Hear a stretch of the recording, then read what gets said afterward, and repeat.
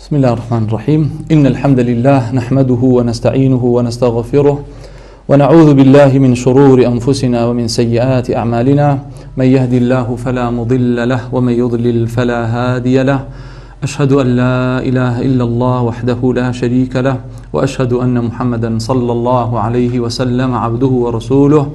يا أيها الذين آمنوا اتقوا الله حق تقاته ولا تموتن إلا وأنتم مسلمون. يا أيها الناس اتقوا ربكم الذي خلقكم من نفس واحدة وخلق منها زوجها وبث منهما رجالا كثيرا ونساء، واتقوا الله الذي تساءلون به والأرحام إن الله كان عليكم رقيبا. يا أيها الذين آمنوا اتقوا الله وقولوا قولا سديدا يصلح لكم أعمالكم ويغفر لكم ذنوبكم، ومن يطع الله ورسوله فقد فاز فوزا عظيما. أما بعد، فإن أصدق الحديث كتاب الله، وخير الهدي هدي محمد صلى الله عليه وسلم، وشر الأمور محدثاتها، وكل محدثة بدعة، وكل بدعة ضلالة، وكل ضلالة في النار. مسلمانانی خۆشەویست، بە یارمەتی خی گەورە میهرەبان لەم شەوە ئەچینە خزمەت کۆپ لە باسێک لەژێر ناونیشانی ترسناکی زمان لەسەر دوا ڕۆژی ئینسان، بەو هیوایەی کە بتوانین زمانی خۆمان، ئەو زمانەی کە خی پەروەردگار وەکو نیعمەتێک پێی بەخشیوین کە ئێمە شکرانە بژێری خی پەروەردگاری پێ بکەین، ذیکر و یادی خی پەروەردگاری پێ بکەین و کەلامی شیرینی خی پەروەردگاری پێ بخوێنینەوە، لە گوناه و لە تاوان و لە خراپەکاری بیپارێزین. چونکە بەڕاستی زمان وەکو نیعمەتێکە لە نیعمەتەکانی خی پەروەردگار، هۆکار و سەبەبی جیاببوونەوەی ئینسانیشە لە باقیمەنەی زیندەوەرەکان، کە خی پەروەردگار لە میانەی هەڵژماردنی نیعمەتەکانی خۆی بۆ ئینسان کە فەرمێ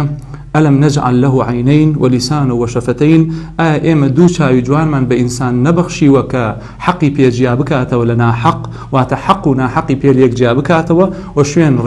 ڕێگەی ڕاستکەوێ، و شوێن ڕێبازی حەقی خی پەروەردگارکەوێ، واز بێنێ لە خراپەکاری، وەلیسانە و شەفتەین. پاشان خی پەروەردگارە فەرمی ئەی زمانێکشمان پێ نەبەخشیوە بەهۆی ئەو زمانەوە کە بتوانێت شکرانە بژێری خی پەروەردگار بکە، بتوانێت یادی پەروەردگاری خۆی بکە، بتوانێت ئەو بەندایەتیانە بۆ خی پەروەردگار ئەنجام بدا کە خی پەروەردگار واجبی کردووە لەسەری. کەوابوو زمان بریتە لە سیلاحێکی دوو حەدەین، وەکو ئەڵێن، واتە بریتە لە سیلاحێکی دوودەم، شیرێکی دوودەمە زمان. ئەتوانرێ گەورەترین پایەی ئیمانی پێ بەدەست بهێنرێ بەوتنی شایەتومان، و ئەشتوانرێ خوا نەخواستە ئینسانی لە دین پێ بچێتە دەرەوە بەهۆی وتنی کۆمەڵێک وشەی کوفرەوە، یان بەهۆی وتنی کۆمەڵێک کەلیماتێکەوە کە خی پەروەردگار لە خۆت تووڕە بکەی و بەهۆیانەوە لە دینی پاکی ئیسلام بچیتە دەرەوە، خوا نەخواستە. کەوابوو زمان بریتە ئالە و پارچە گۆشتە، بریتە لەو ئەندامە بچکۆلەیە کە لە بینی هەردوو شەویلگەی ئینسانایە. ئینسان ئەتوانێت بەهۆیەوە ڕەزامەندی خی پەروەردگار بەدەست بێنێ، و ئەگەر ئاگاشی لە خۆی نەبێ، ئەو وتمان تووڕەیی و خەشم و قین و غەزەبی خی پەروەردگار بۆ خۆی مسۆگەرەکە. زانایان ڕەحمەتی خۆیان لەسەر بێت لەسەر زمانە فەرمونون زۆربەی ئینسانەکان زمانیان لەم دوو حاڵەتە تێپەڕ ناکە، واتە زۆرێک لە ئینسانەکان ئەمە سیفات و شێواز و هەڵس و کەوتیانە، یان بێدەنگن لە ئاستی حەق، واتە حەق ناڵێن، و لە شوێنێکە کە شوێنی وتنی حەقا ئەوان بێدەنگن لە ئاستی وتنی حەق. وەکو وتراویشە ئەو کەسەی بێدەنگە لە ئاستی وتنی حەق شەیطانێکی لاڵە، شەیطانێکی کەڕە کە ناتوانێت حەق بڵێ، شەیطانێکی لاڵە و کە ناتوانێت حەق بڵێ. و بەشی دووهەممان بریتە لەو کەسانەی کە قسەی پڕوپوش و بەتاڵ بە زمانیانە دێ، واتە ئەو کەسانەی کە هەرزەگۆن، ئەو کەسانەی کە بەرزە، ئەو کەسانەی کە زۆر بڵێن، ئەو کەسانەی کە زمان درێژن، کەسانێکن کە زمانێ لە خراپە و گوناه و تاوانە بەکار ئەهێنن. ئیمام ئیبن القەیم ڕەحمەتی خوای لەسەر بێ فەرمێ زمان خەتەرترینی شتە، یان ترسناکترینی ئەندامە لەسەر لاشەی ئینسان، چونکە ئەفەرمێ ئینسان زۆر جار ئەتوانێ خۆی بپارێزێ لە گوناه، لە تاوان، لە خراپەکاری، حتا لە پیاکوشتن، لە زیناکردن، لە داوێن پیسی، لە عرق خواردن، لە ڕیبا خواردن، لە ماڵی هەتی خواردن. زۆر سەهلە بەلایەوە زۆربەی ئینسانەکان خۆیان لەم کارانە پارێزن. بەڵام ئەبینین لە ناو ڕیزی مسلمانانە کەسانێک کە دەستیان بە نوێژ و ڕۆژ و تەقوا و تەعات و بەندایەتی خی پەروەردگارەوە گرتووە، خۆیشان لەم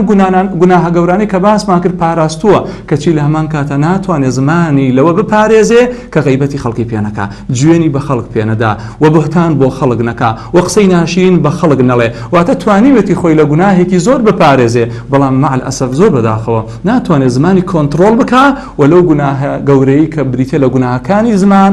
لەوەش زمانی خۆی بپارێزێ و زمانی والێ نەکا کە بە هەموو لایەکا بە کەیفی خۆی بای بدا و ببێتە هۆی ئەوەی کە گوناه و تاوانێکی زۆر بۆ خۆی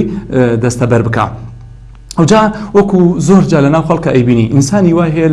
لەناو کۆمەلگا بە پەنجە ئیشارەتی بۆ کرێ بۆ زوهدی بۆ وەرعی بۆ تەقوای بۆ خواناسینی بۆ چاکەکاری کەچی لە هەمان کاتا زمانی وەکو شیر دەرهێناوە لە کێلان جارێک کەستی ئەوی پێبریندارەکە جارێک گوێنی بەو پێدا جارێک ڕخنەی لە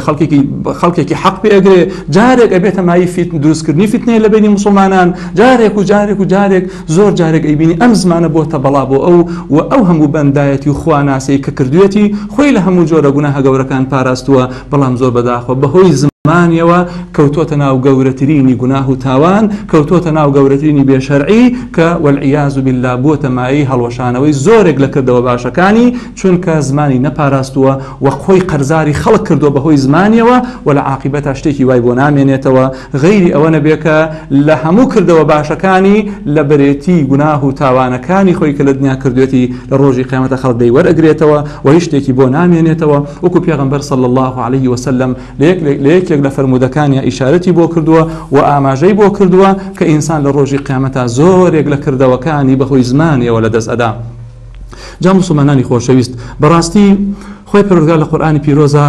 لە زۆربەی ئاەتەکانە ئێمە ئاگادار ئەکاتەوە کە ئاگامان لە زمانمان بێ وەکو یەکێک لەو ئاەتانی کە لە سورەتی قاف ئەفەرمێ إذ يتلقى المتلقيان عن اليمين وعن الشمال قعيد ما يلفظ من قول إلا لديه رقيب عتيد. هاي پروردگار فرمي كاتێک دو فریشتە لەسەر شانی ڕاست و چەپی ئینسانەکان ڕاوەستاون یان دانیشتون دو فریشتە خوایان ئامادە کردو خوایان ڕاهێناوە و خوایان ئامادە کردو بۆی ئەم ئینسانە شتێکی لەدەن بێتە دەرەوە و ئەوان بینوسن ما يلفظ من قول إلا لديه رقيب عتيد. واتە شتێک لەسەر زمانی تۆ نایەتە دەرەوە إلا فریشتەکانی خوای پەروەردگار هەموو یەنووسن. ئیمام ابن عباس ڕەزا و ڕەحمەتی خوای لەسەر بێ فەرمێ حتا ئەو قسانەی کە شتی ئاساییشن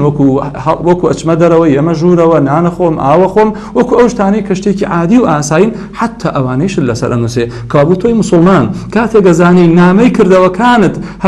هەڵس و کەوتەکەشتی تیانووسراوە ئەوانەشی تیانووسراوە کە قسەیەکی ئاساین و چه پاداشتێک لەسەری تۆ بڵێ دەستەبەر نابێ و چه گوناهێکیشت بۆ نانووسرێ کابوو زۆر پێویستت بەوەی زمانی خۆت بپارێزی و زمانی خۆت بگری لەوەی کە خوا نەخواستە گوناه و تاوانی پێ ئەنجام بدەی یان خراپەی پێ ئەنجام بدەی. پیغمبری خو عليه الصلاة والسلام ليك لفرمودكاني أفرمي من يضمن لي ما بين لحييه وما بين رجليه أضمن له الجنة. مجديك زور قورة كفالتك زور قورة الآن پیغمبری خو عليه الصلاة والسلام أفرمي أو كسيك بتواني وبتشي تجير كفالتي أو نێوانی دوو شەویلگەکەی خۆی کە بریتێ لە زمانی بۆم بپارێزێ و هەروەها عورەتیشی بپارێزێ لە داوێن پیسی ئەو دوو ئەندامەی لاشەی زمان لەگەڵ عورەتی بپارێزێ ئەضمن له الجنة. پێغەمبەر فەرمی عليه الصلاة والسلام من ئەچمە زەمانەت و کەفالەتی بەهەشت بۆ ئەو مسلمانە. واتە مسلمانانی خۆشەویست پاراستنی زمانمان لە قسەی خراپ لە قسەی پرۆپوش لە قسەیە کە خوای پەروەردگار پێی ناخۆشە ئەبێتە مای ئەوەی کە بەهەشت دەستەبەر بێ إن شاء الله و ئەو وعدی پێغەمبەری خوایە صلى الله عليه وسلم وكي لبيغمبري خوا ڕاستگۆترە خوای پەروەردگار و پێغەمبەرەکەی خۆی ناردۆ بەڕاستی و پێغەمبەر صلى الله عليه وسلم وعدی بە ئێمە داوە من يضمن لي ما بين لحييه وما بين رجليه أضمن له الجنة. ئەوەی کە بتوانێت نێوانی دوو شەویلگەکەی و نێوانی قاچەکانی بۆ پارێزێ کە بریتین لە زمان و عورەت من کەفالەت و زەمانەتی بەهەشت بۆ ئەو ئەکەم. و لە ڕیوایەتێکی ترا پێغەمبەر صلى الله عليه وسلم لە فەرمودەیەکی ترا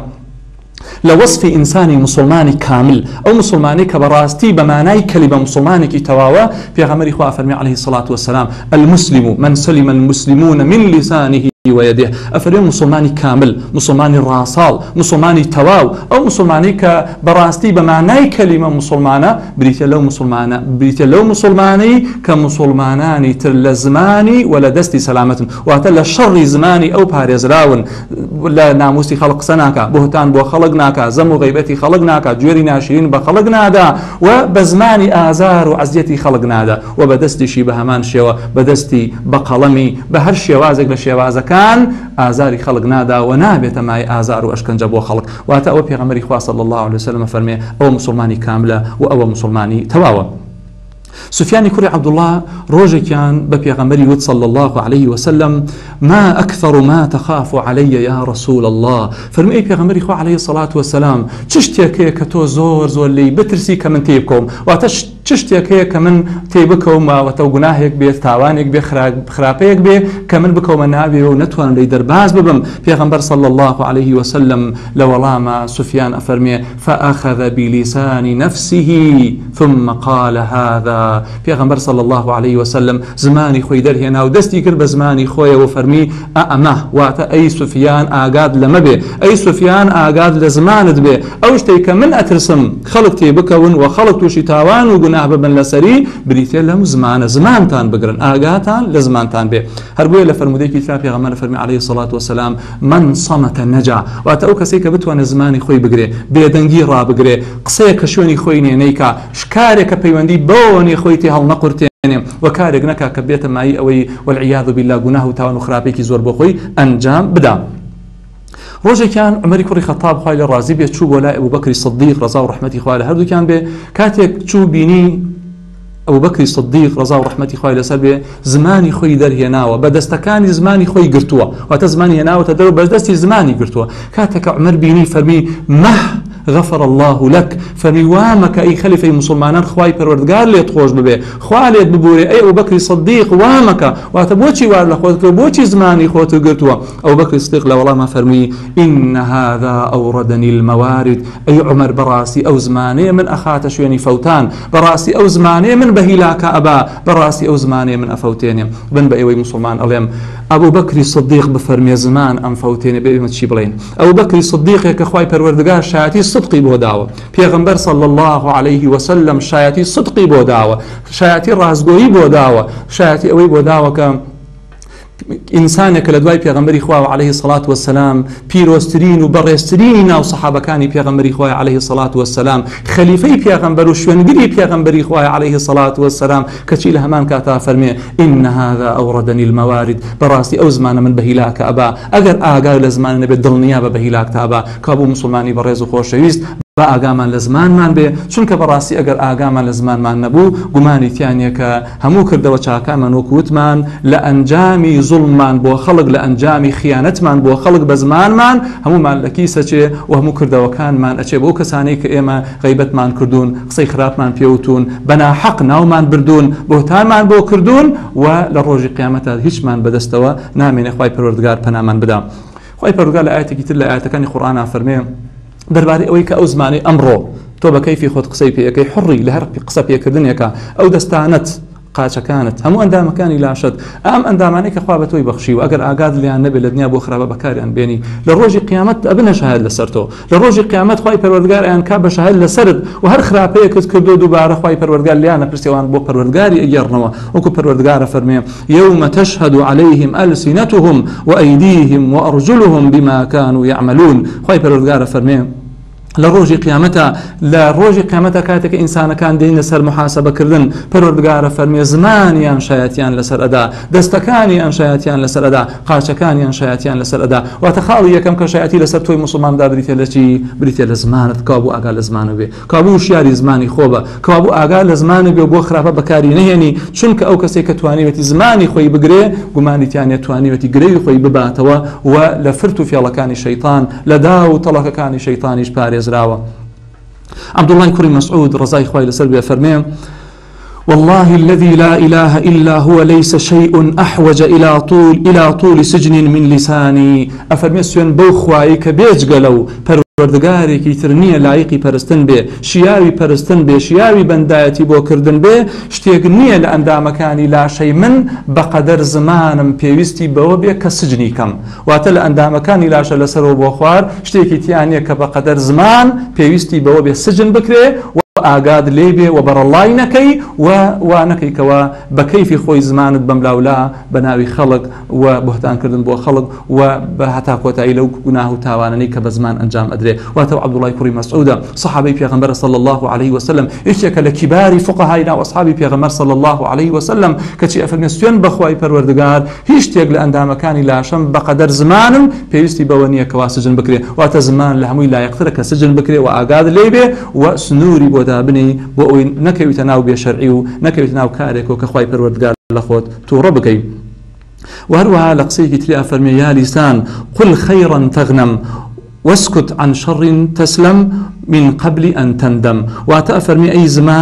أي زمان أو أندي خير وشاك يبيله واتأقسانيك خيرا أقسانيك شاكا بيان له بهو يعني توتوشي خير وشاك أبي وخود بيدنك لآستي وتني شرا خود لشر بباريز با سلامته بيويبي بل لو يروجك بيت بيش وتولو ما بكري بل لو يروجك بيت بيش وتولو ما يخود بكري يعني من قبل أن تندم كلو ما بكري كوابو مسلماناني خوشويز زمان زور بيوستي بباراستن هيا زمان زور بيوستي بأقالي بون هيا چونك ئەوهم ئەو دقە شەرعانەمان لەسەری باس کردن کە ئینسان ئەگەر ئاگای لە زمانی خۆی نەما بەدبەختیەک و ماڵوێرانێکی زۆر گەورە بەسەر خۆیان ئەهێنێ. حەسەنی بەسری ڕەزا و ڕەحمەتی خوای لەسەر بێ کە زانایان لە جوانی قسەکانی حەسەن ئەفەرمون قسەکانی لە قسەی پێغەمبەرانەشێ و لە قسەی پێغەمبەران ئەچێ واتە لە جوانی قسەکانی لە کورتبڕی قسەکانی و لە مانە زۆری قسەکانی لە یەکێک لە قسە جوانەکانی حەسەنی بەسری فەرمێ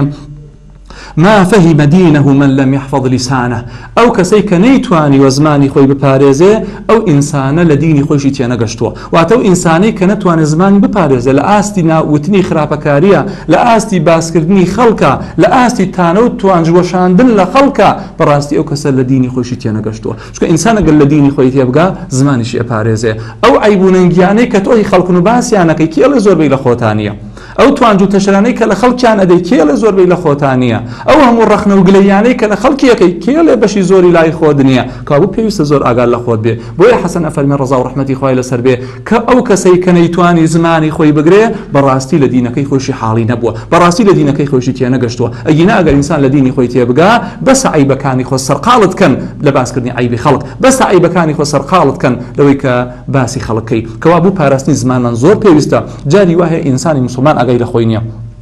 یان جاری وایە لەو کۆڕ و کۆبوونەوە مەجلیسێکە دەسەکا بە قسەکردن دەسەکا بە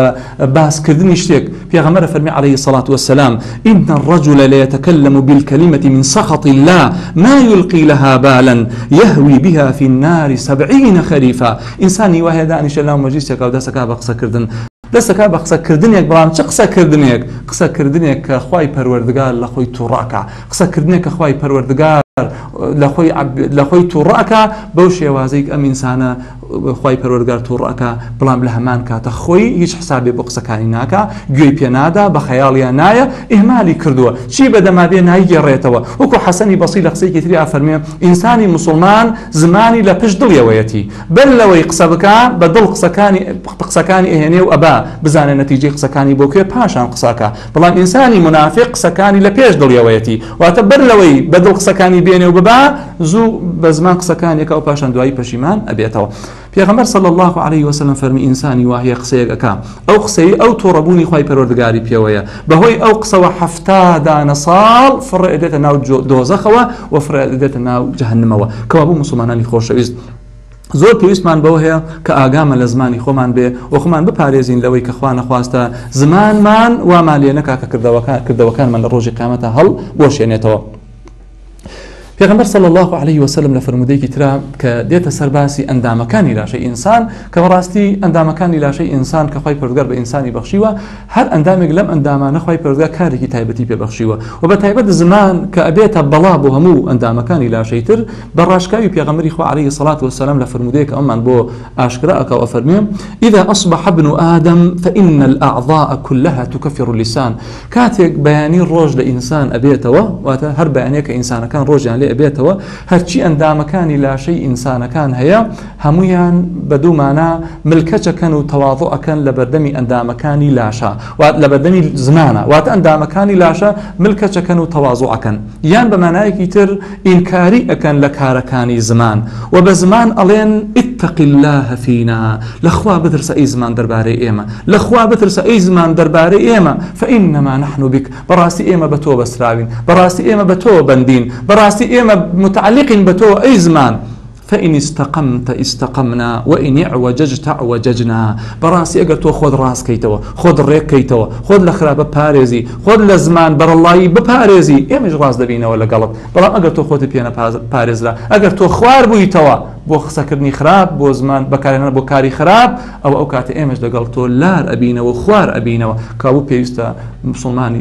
هەموو مسلمانێک ئاگای لە زمانی خۆی بێ و زمانی خۆی بپارێزێ و بۆ خراپە بەکاری نەهێنێ. لەوە شەریکێک لە ئێمە ئەمەمان لەلا قرس بێ ئەم هەموو شتانەی کەوتمان کە زمان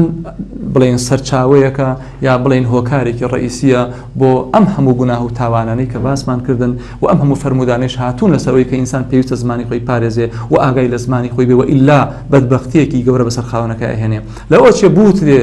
ڕێگەی ڕزگاری کامەیە ئینسان چۆن بتوانێت زمانی خۆی ڕزگار کە لە شەڕی زمانی. پێغەمبەر صلی الله عليه وسلم وەکو لە فەرمودەیەک هاتووە عوقبەی کوڕی عامر ڕۆژێکان گەیشتە پێغەمبەر صلی الله عليه وسلم و فەرمووی ئەی پێغەمبەری خوا عليه الصلاة والسلام من نەجا ئەی پێغەمبەری خوا ڕێگەی ڕزگاری لەکوێیە ئەی پێغەمبەری خوا ڕێگەی ڕزگاریم نیشان بدە ڕزگاریم نیشان بدە ئەی پێغەمبەری خوا صلی الله عليه وسلم. پێغەمبەری خوا فەرمووی یا عقبە أمسك عليك لسانك وليسعك بيتك وابكي على خطيئتك. فالمي أي عقبة زماني خود بقرأ أمسك عليك لسانك واتا أي عقبة زماني خود بقرأ أمسك عليك لسانك زماني خود بقرأ أقال لزمانك به واتا زمان برالانكي أقال لزماني خود به چونك لفرموديك ترابي غمر فرمي عليه الصلاة والسلام أكثر خطايا ابن آدم في لسانه زور بي قناه تاوان وغلط كان إنسان لزمان يويتي كما دام زور بي قناه تاوان كان إنسان لزمان يويتي كابو بيويست زمانت بقري بيويست أقاد لزمانه به. لپاشان فرمووی وەلیەسعکە بەیتوک و بە قانع بە بەو ماڵ و شوێنەی کە خوا پێی داوی واتە قانع بە بەو ماڵی کە خوا پەروەردگار پێی بەخشیوی چاو لە ماڵی خەڵک نەبێ و چاو لە دەستی خەڵک نەبێ هەوڵ بدە ئەو ڕزق و ڕۆزی و ماڵ و سەرۆت و سامانی کە خوا پێی بەخشی قانع بە پێی قانع بە بەو ماڵی کە خوای پەروەردگار پێی داوی ئەوەش خاڵی دووەمە و لە پاشان فەرمی وەبکی على خەطیئەتیک و بگری بۆ گوناهەکانی خۆت بیر لە گوناه و تاوان و خراپەکاریەکانی خۆت کەوە بیرک لەوە بکەرەوە کە ئەو گوناه و تاوان و خراپانەی کە ئەنجامت داون لە ڕۆژانی ڕابردوو نەوەکو لە ڕۆژی قیامەتە خوای پەروەردگار